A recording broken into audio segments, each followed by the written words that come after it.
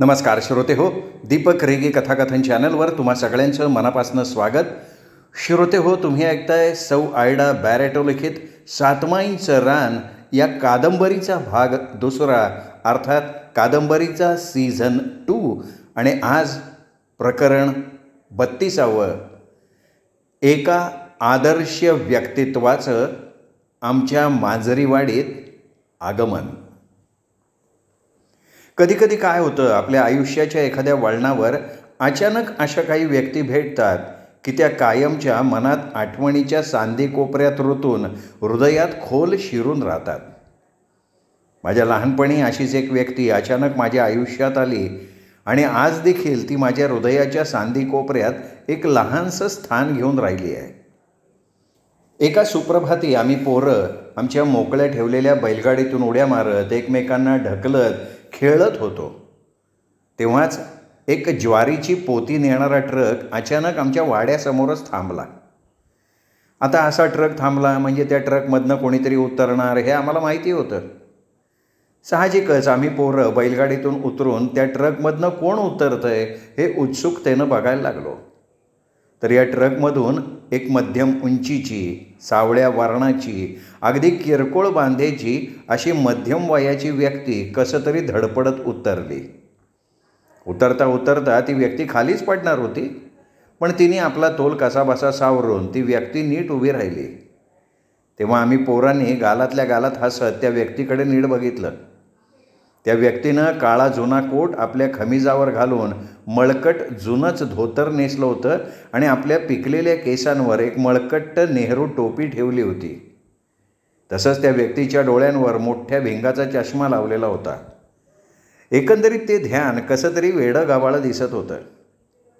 त्या ट्रक ड्रायव्हरनं ती व्यक्ती खाली उतरल्यानंतर त्यांच्या हातात एक पिशवी आणि एक छत्री दिली. तशीच एक लहानशी पत्र्याची ट्रंक खाली ठेवून दिली आणि त्या ट्रक ड्रायव्हरनं आपले पैसे घेऊन लगेच भरवेगानं तो शिरगुप्पीकडे निघाला. इथे ती व्यक्ती त्या ट्रकमधनं उतरल्यावर भांबावून इथे तिथे बघत असताना आमची सगळी वानरसेना त्या व्यक्तीजवळ जाऊन उत्सुकतेनं पाहायला लागली. अचानक त्या व्यक्तीचं आम्हा पोरांकडं लक्ष गेलं. तसं त्यांनी हातानंच आमच्या तातूला खुणावून जवळ बोलवलं आणि ते आपल्या बारीक आवाजात म्हणाले, "अरे मुला, ही माझी पिशवी, वळकटी आणि हे ट्रंक जरा तू धरतोस का? आणि इथे सातमाईंचा खोतांचा वाडा कुठं आहे तेवढं मला सांग." तसं तातू त्यांचं सामान उचलत म्हणाला, "अहो, सातमाईंचा वाडा समोरच आहे. तरी आपण कोण आणि आलाय कोणाकडे?"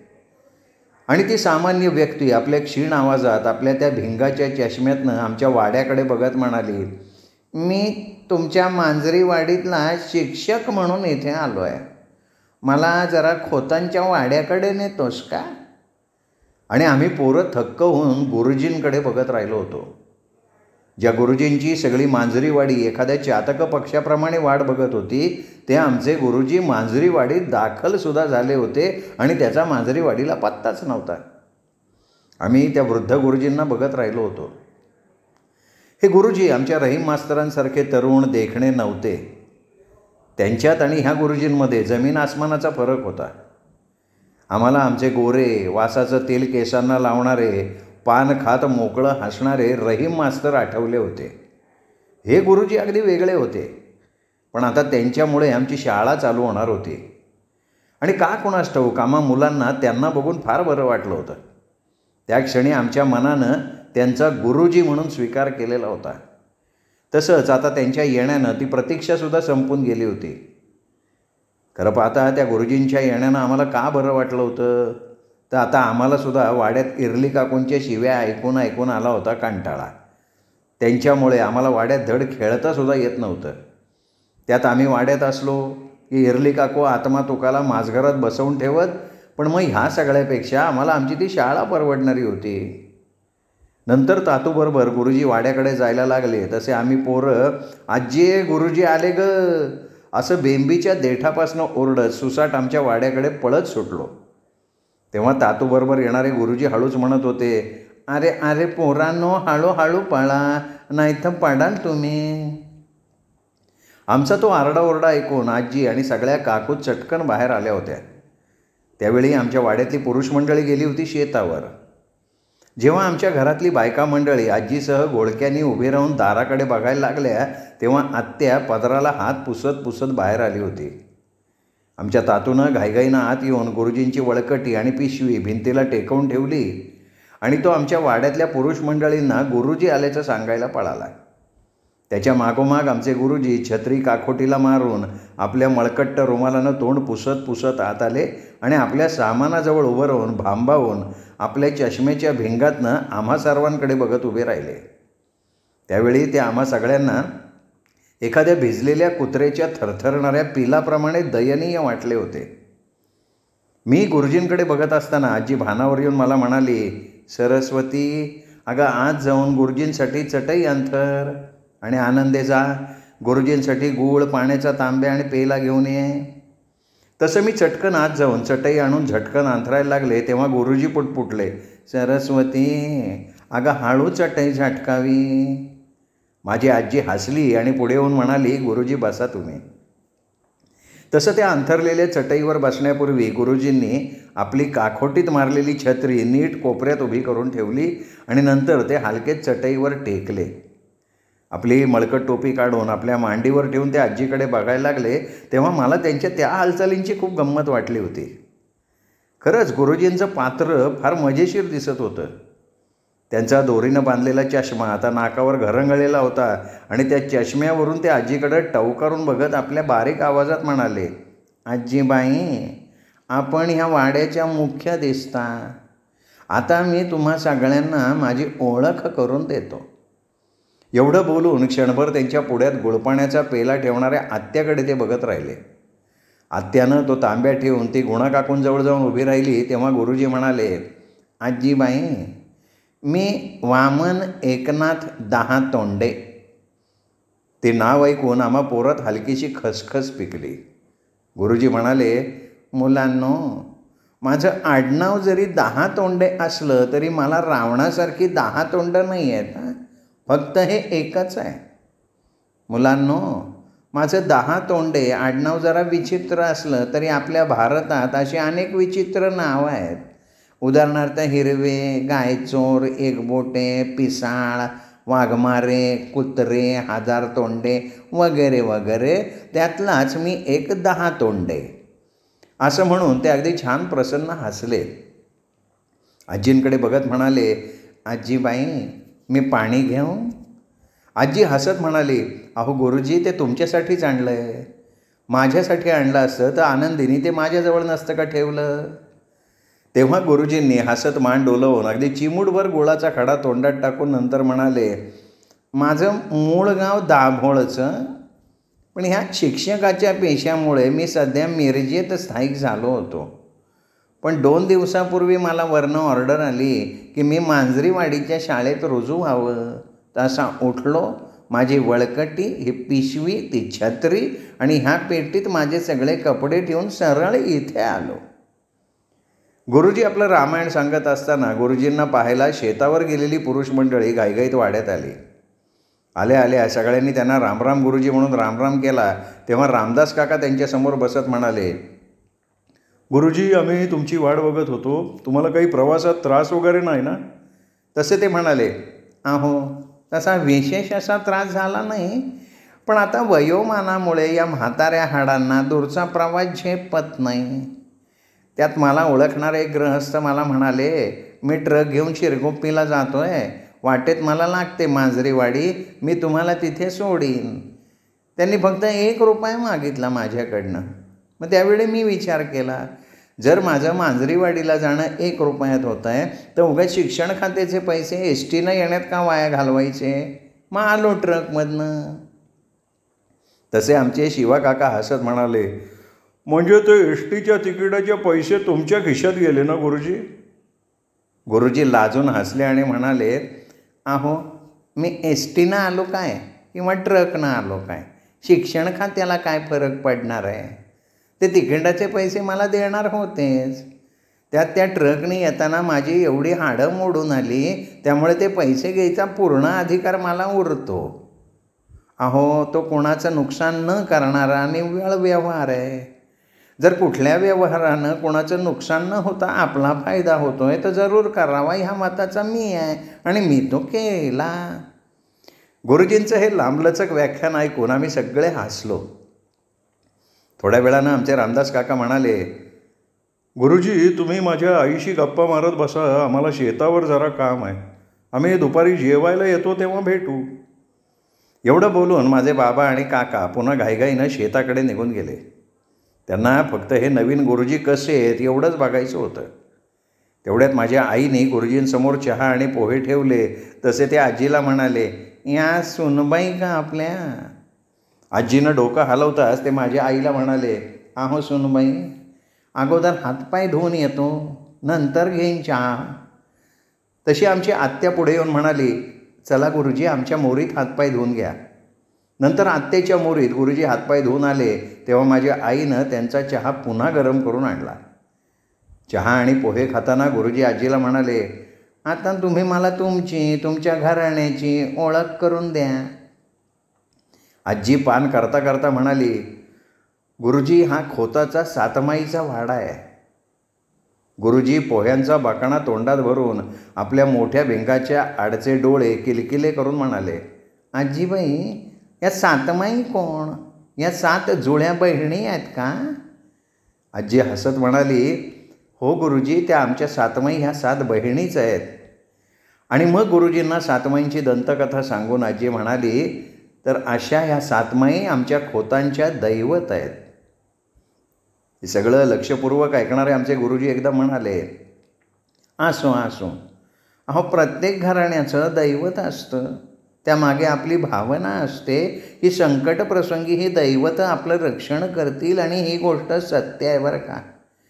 आमच्या 10 तोंडे घराचं दैवत गणपतीचं आहे. वेळप्रसंगी मलासुद्धा त्याचा आधार वाटतो. एवढं बोलून नंतर त्यांनी आपल्या जुन्या कोटाच्या खिशातनं एक अर्धी ओढलेली विडी आणि माचीस काढली आणि आजीकडे बघत ओशाळून हसत म्हणाले, आजीबाई, मी जरा थकलो आहे. तुमची परवानगी असेल तर ह्या विडीचे 2 झुरके घेतले तर चालेल का? माझी आजी ऐस पैस बसत म्हणाली, गुरुजी तुम्ही विडीचे 2 झुरके घ्या किंवा ती अख्खी विडी ओढा, माझी काही हरकत नाही. तुम्ही पान तंबाखू खाल्लं तरी माझी कशाला हरकत नाही. फक्त तुम्ही आमच्या पोरांना नीट शिकवा म्हणजे झालं.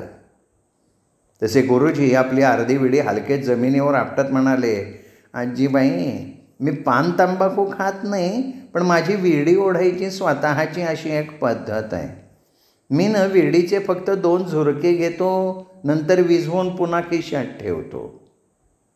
ही विडी बघा, इथे येताना मी ती ओढायला घेतली होती, आता इथे येईपर्यंत अर्धी शिल्लक राहिली आहे. माझी आजी कपाळाला आठ्या घालत म्हणाली, आता गुरुजी, विडी ओढताना ती संपूर्ण ओढावी. तुम्ही विडीचे फक्त 2 झुरके का घेता? आम्ही पान खाताना ते अर्ध नाही खात, पूर्ण पान खातो. आता गुरुजी, हे माझं स्वतःचं मत आहे. म्हणजे एखादी गोष्ट करताना ती पूर्ण करावी. हे तुमचं विडीचं 2 झुरके घेणं काही मला बाई पटत नाही. तसं त्या विडीकडे बघत एखाद्या इतिहासाचा कठीण अध्याय नीट उलगडून सांगावा तसे गुरुजी म्हणाले, त्याचं काय आहे आजीबाई? मी विडीचे फक्त 2च झुरके का घेतो ह्याला एक कारण आहे. आता बघा, कुठलंही व्यसन हे वाईट असतं. मग ते विडीचं असो, नाही तर सिगरेट, चिरूट, नाही तर पान तंबाखूचं असो, नाही तर दारूचं असो, हे व्यसनं प्रकृतीला हानिकारक. आता केवळ विरंगुळा म्हणून विडीचे 2-3 झुरके घेतले तर चालतं. तसंच विडीचे 2 किंवा 3 झुरके मारण्यात आणखीन एक फायदा म्हणजे हा विरंगुळा खर्चाचा होत नाही. त्यामुळे ह्या 2 विडीच्या झुरक्यांना विरंगुळा होतो, खर्च वाचतो. अहो, विडीचं 1 बंडल मी 2 महिने चालवू शकतो. आजीबाई, मी पान तंबाखू खात नाही, कारण या व्यसनाने दात खराब होतात आणि दातांना पायोरिया हा रोग झाला तर मग आरोग्य येतं धोक्यात. तुम्हाला ठाऊक आहे ना पायोरिया दातांचा रोग? त्यावेळी माझ्या आजीला हे काहीही न उमजूनसुद्धा तिने मान हलवली तेव्हा गुरुजी पुढे म्हणाले, त्यात काय होतं, या पानाच्या लाल पिंकमुळे ना आजूबाजूची जागा खराब होते, कपड्यावर डाग पडतात. कपड्यावर ते डाग पडले की धुवायला जास्त साबण लागतो, कारण नुसत्या रिठ्यानं कपड्यावरचे डाग जात नाही. त्यामुळे आजीबाई माझ्या दृष्टीनं हा पानसुपारीचा विरंगुळा आहे ना, हा सगळ्या दृष्टीनं तोट्याचा आहे, खर्चाचा आहे. या सगळ्या गोष्टीचा विचार करून माझे 2 विडीचे झुरके मला सगळ्या दृष्टीनं ठीक वाटतात. मग आजी वैतागली आणि म्हणाली, अहो मग आता दारूच्या व्यसनाबद्दल काय? दारूचं व्यसन श्रीमंतांचं, त्याबद्दल आपण न बोललेलं बरं. आजी हसत म्हणाली, म्हणजे गुरुजी विरंगुळा ह्या शंकराभोवती इतकी भूतं नाचतात हे आम्हाला माहीतच नव्हतं. हे ऐकून गुरुजी हसले. आजी माझ्या आईला हाकारून म्हणाली, शेवंते गुरुजींना आणखी चहा दे. त्यावेळी गुरुजींनी ती अर्धी विडी पेटवून त्या विडीचे 2 झुरके घेतले आणि नंतर ती जमिनीवर घासून विझवून एखादं सोनं ठेवावं तशा प्रकारे अत्यंत काळजीपूर्वक ती विडी पुन्हा कोटाच्या खिशात ठेवली. थोड्या वेळानं माझ्या आईनं आणलेला गरम गरम चहा बशीत ओतून अगदी डोळे बंद करून फुर्र फुर्र करत प्यायला लागले. तेव्हा त्यांचं ते बावळं ध्यान इतकं विनोदी दिसत होतं म्हणून सांगू. माझी दुसऱ्याला कधीही न हसणारी आजीसुद्धा तोंडावर पदर धरून हळू हसत होती आणि आम्ही पोरं एकमेकांना ढोसत गुरुजींकडे बघून हसताना आत्या मात्र आम्हाला डोळे मोठे करून दाटत राहिली होती. गुरुजींचा चहा पिऊन झाल्यानंतर त्यांनी आपले डोळे उघडले तेव्हा आजी म्हणाली, गुरुजी तुमच्या धोरणाप्रमाणे जर सगळेजण वागले तर आपल्या देशात कसली टंचाई नाही उरणार नाही का? हे ऐकलं गुरुजी फक्त हसले. आम्ही सगळेजण या नवीन गुरुजींकडे बघत होतो. गुरुजींची ती आपल्या बारीक मांडीवर ठेवलेली मळकट टोपी, त्यांचं ते मळकं धोतर, तो शिवण उसवलेला काळा जुना कोट आणि त्यांचे ते पिकलेल्या सुक्या गवतासारखे बारीक केस, लहानसं तोंड आणि सतत त्यांच्या नाकावरनं घरंगळणारा तो चष्मा, हे सगळं त्यांची दयनीय परिस्थिती दाखवत होतं. पण वामन गुरुजींचं बोलणं आणि हसणं एकदम मनमोकळं. आजी रहीम मास्तरांना बोलताना मास्तरानू म्हणत असे, पण ह्या वामन गुरुजींना तिने एकदम गुरुजी ही उपाधी देऊन टाकली. आणि आज मी तुम्हाला सांगते ती त्यांना सर्वस्वी योग्य अशी होती. नंतर आजी गुरुजींशी बोलण्यात गुंतली. तिने त्यांना आमच्या आनंदी आत्याची, आम्हा मुलांची, आमच्या आयांची, सगळ्यांची ओळख करून दिली. त्यावेळी गुरुजींनी आम्हा प्रत्येक मुलाचं नाव कुठल्या इयत्तेत शिकतो याची चौकशी केली. जेव्हा तातूला त्यांनी जवळ बोलवून त्याचं नाव विचारलं, तातूनं आपलं नाव तातोबा असं सांगून आपण शाळेत जात नाही असं सांगितल्यावर ते म्हणाले, बाळा तातोबा, अरे हेच वय शिक्षण घेण्याचं, ते एकदा निघून गेलं का नाही की फक्त हातात पश्चाताप उरतो. अरे तुम्ही मुलं म्हणजे उद्याच्या भारताचे आधारस्तंभ.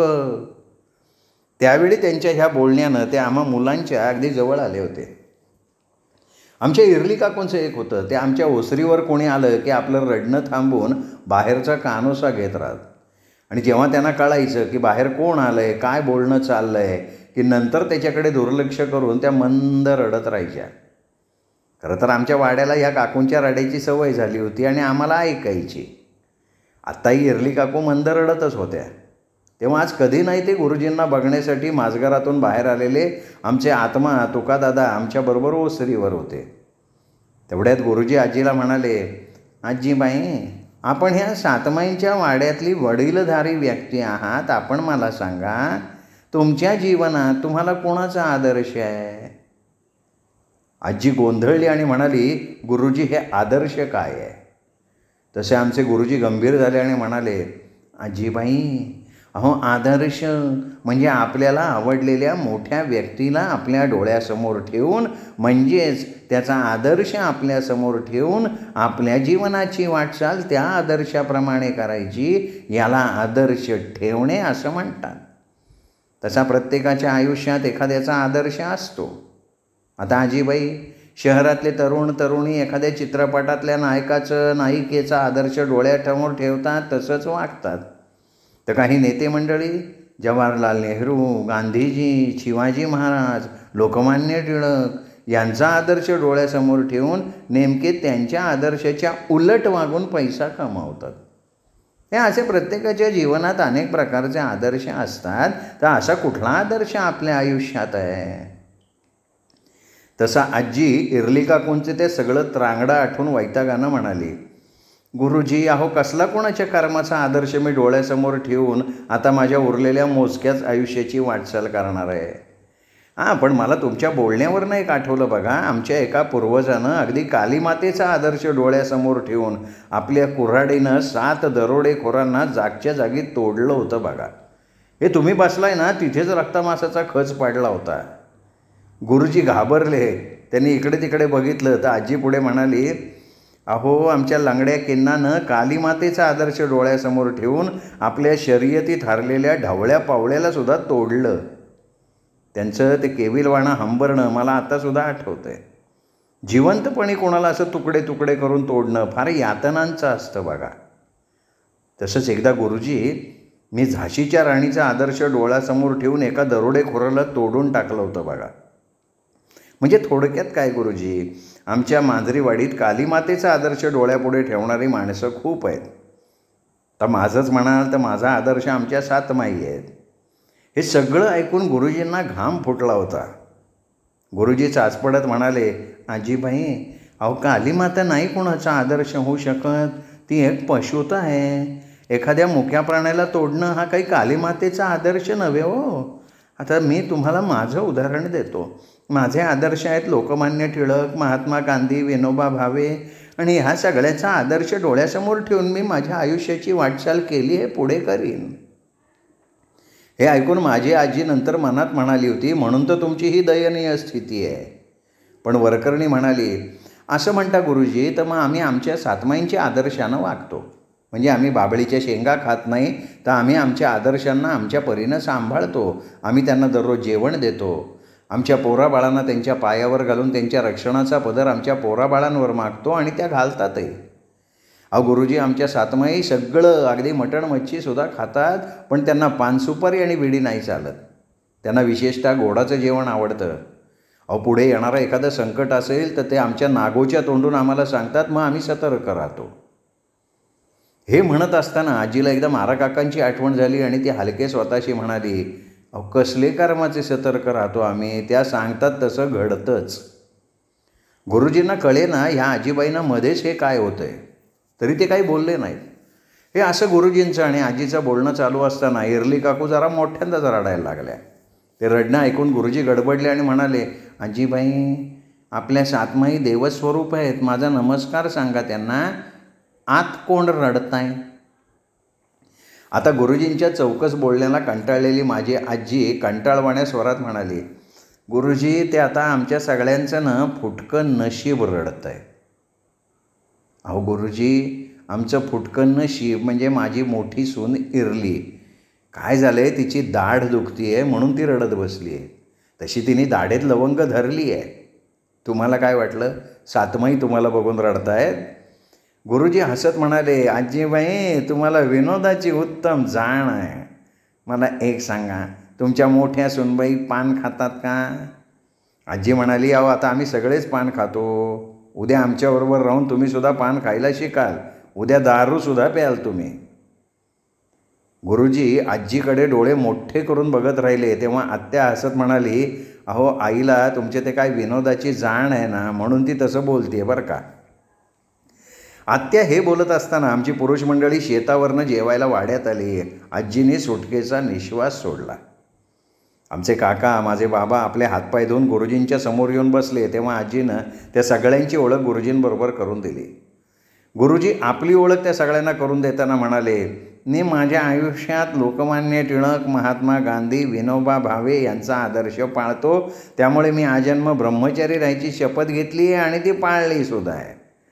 आमचे फटकळ शिवा काका रामदास काकांना पटकन म्हणाले, अरे दादा, या गुरुजींनी आमच्या गौरीला शिकवायला हवे होतं, म्हणजे हा घोळ झाला नसता, नाही का रे? गुरुजी शिवा काकांकडे बघत म्हणाले, गौरी कोण? कसला घोळ झाला तिच्यामुळे? आता माझी आजी म्हणाली, गुरुजी, तो शंकर पत्नी गौरीबद्दल बोलतोय, तुम्ही बोला.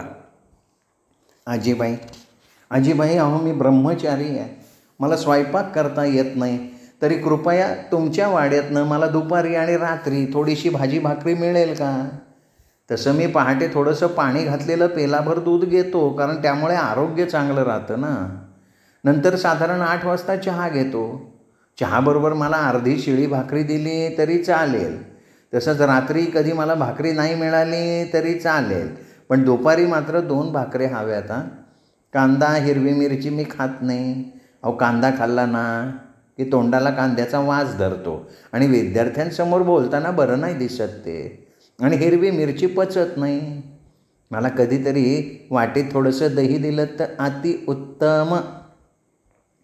एवढं सगळं एका दमात बोलून गुरुजी माझ्या आजीकडे काकांकडे टाकामाका बघायला लागले.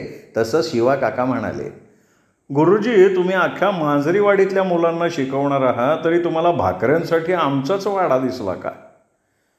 तुम्ही इथे आहात तोपर्यंत तुमच्या जेवणा खाण्याची जबाबदारी काय आम्ही घ्यायची? नाही, ते जमणार नाही. आमच्या सातमाईंना जेवण देतो ते सुद्धा आम्ही प्रत्येकाच्या चुलीकडून वाटून प्रत्येकाच्या पाळीप्रमाणे देतो. तसं तुमचं ते जेवण खाणं, तुमचं ते दूध पिणं, चहा, अर्धी शिळी भाकरी खाणं, हे प्रत्येक घरांना वाटून तुम्ही त्याप्रमाणे तिथे जाऊन जेवायचं. तसं माझी आई गाव बैठक बोलवेल, सगळ्यांना सांगेल.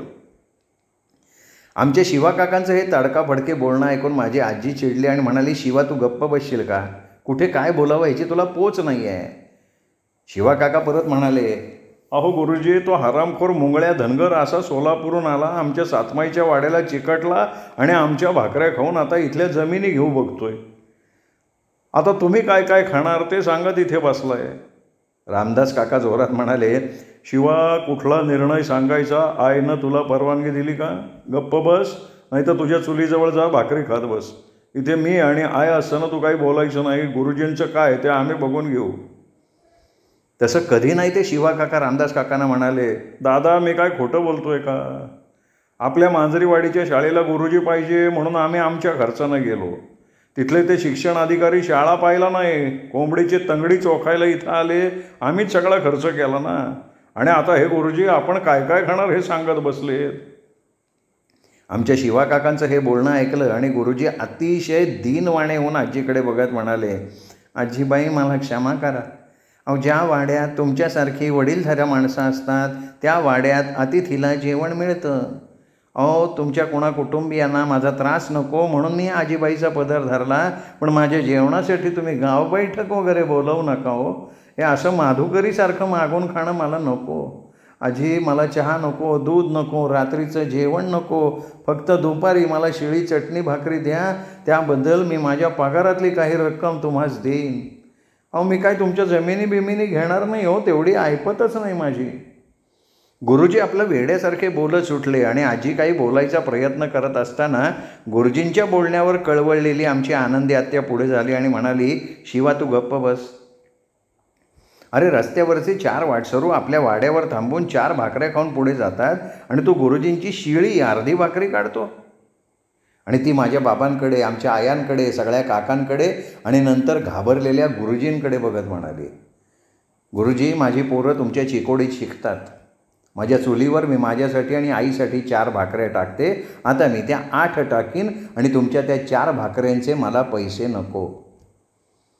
गुरुजी, आत्ता माझा भाऊ शिवा बोलला ते व्यवहाराला धरून असलं तरी त्याला आपण कोणाशी बोलतो याचं भान नव्हतं, म्हणून मी त्याला बोलले. तो तसा मनाने खूप चांगला आहे. त्याच्या म्हणण्याप्रमाणे मुलाबाळांच्या भरलेल्या घरात एखाद्या माणसाची कायमस्वरूपी जबाबदारी घेणं कधी कधी जड जातं. पण गुरुजी, मी आजपासनं तुम्ही इथे असेपर्यंत तुमच्या जेवणा खाण्याची जबाबदारी घेते. आणि मग ती आम्हा सगळ्यांकडे बघत म्हणाली, आता याच्यावर कोणाला काही बोलायचं आहे का? तेव्हा आजी हसत म्हणाली, पोरी आनंदे, मी तुझ्या ह्या बोलण्यासाठी थांबले होते. आज खऱ्या अर्थानं तू या खोताची आणि सातमाईंची पोरगी शोभलीस. तेवढ्यात गुणा काकू म्हणाल्या, गुरुजी, तुम्ही चहाबरोबर शिळी भाकरी खाऊ नका. मी तुम्हाला गुळदाण्याचा लाडू रोज देईन. सगळ्यांनी शिवा काकांकडे बघितलं तर ते काही न बोलता फक्त गुरुजींकडे गालातल्या गालात हसत बघत होते. तेव्हाच मंगी काकू म्हणाल्या, गुरुजी, माया चुलीकडं पण कधी पण बसून छान जेवायचं आहे. मी आत्ताच सांगतो तुम्हाला. आत्याचं ते बोलणं ऐकून गुरुजी गहीवरून उठले, चटकन पुढे झाले, आत्याच्या पायाला हात लावत म्हणाले, आनंदे अक्का, अगं तू माझ्यापेक्षा लहान आहेस तरी आज माझी अक्का म्हणून माझ्या मागे उभी राहिलीस. तू या आजीबाईंची खरंच सांगतो मुलगी शोभतेस. अगं मी असा ब्रह्मचारी, तरी ह्या भरलेल्या घरात सर्वांबरोबर काही खाणं मला आवडेल. मी भरलेल्या घराची ऊब नाही घेतली कधी. ती ऊब मला तुम्हा सगळ्यांबरोबर मिळेल.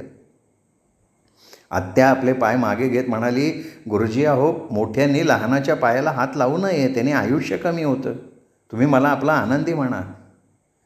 यावेळी रामदास काका मनात म्हणाले की ह्या गुरुजींना निदान ह्या वयात तरी असं लाचारीनं वागू नये. इरली काकूंमुळे ते गुरुजींना तुम्ही माझ्याकडे जेवा असं काही म्हणू शकले नाहीत. आता शिवा काकांचं बरोबरच होतं. कोणी 4-5 दिवसांकरता आलं तर त्याचा पाहुणचार करणं वेगळं आणि एखाद्याला कायमची भाकरी तीही दोन्ही वेळा देणं तसं खर्चाचं आणि जोखमीचं. पण गुरुजींच्या परिस्थितीकडे बघून आत्यानं योग्य तो निर्णय घेतला होता. नंतर आमची सगळी मंडळी जेवायला उठली. त्यावेळी गुरुजी आत्याच्या चुलीकडे माझ्या आजी आणि आत्याबरोबर बसून जेवले. पुढेही ते नेहमी माझ्या आत्या आणि आजीबरोबर राहिले. तसंच त्यांनी आत्याला नेहमी आनंदे म्हणून हाकारलं. पुढे नंतर ते आमच्या सातमाईंच्या वाड्याचे एक भाग होऊन राहिले. आता काही माणसांचे गेल्या जन्मीचे कोणाशी ऋणानुबंध बांधलेले असतात ना, ते हे असे. आमच्या सगळ्यांची जेवणं आटोपल्यावर आजी आनंदी आत्याकडनं शाळेची चावी गुरुजींच्या हातात देत म्हणाली, गुरुजी तुम्हाला माहीत असेल आमची एकाच खोलीची शाळा 1ली ते 7वीपर्यंत आहे. हो, इथल्या शाळेची सगळी माहिती मला इथे येण्यापूर्वी मिळाली आहे. गुरुजी पूर्वीचे रहीम मास्तर होते ना, त्यांचं घर शिरगुप्पीला होतं. म्हणजे ते सकाळी शिरगुप्पी पिऊन सायकलने येऊन संध्याकाळी पुन्हा आपल्या घरी जात असत. पण आता तुमचं तसं नाही आहे. तुम्ही शाळेत आपला मुक्काम करा. तुमची ही पेटी, वळकटी, पिशवी तातू शाळेत घेऊन येईल, ते एका कोपऱ्यात ठेवा.